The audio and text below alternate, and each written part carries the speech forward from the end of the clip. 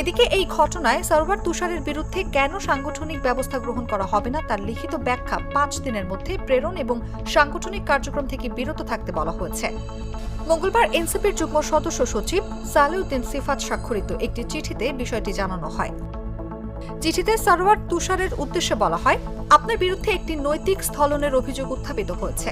উক্ত বিষয়ে আপনার সুনির্দিষ্ট অবস্থান ও ব্যাখ্যা আহ্বায়ক মোহাম্মদ নাহিদ ইসলাম ও সদস্য সচিব মোহাম্মদ আখতার হোসেন জানতে চেয়েছেন।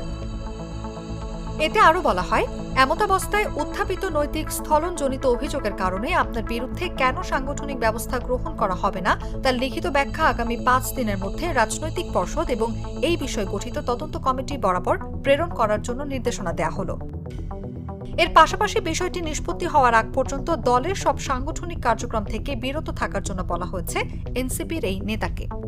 অনুভা বিশ্বাস, জাগো নিউজ, ঢাকা।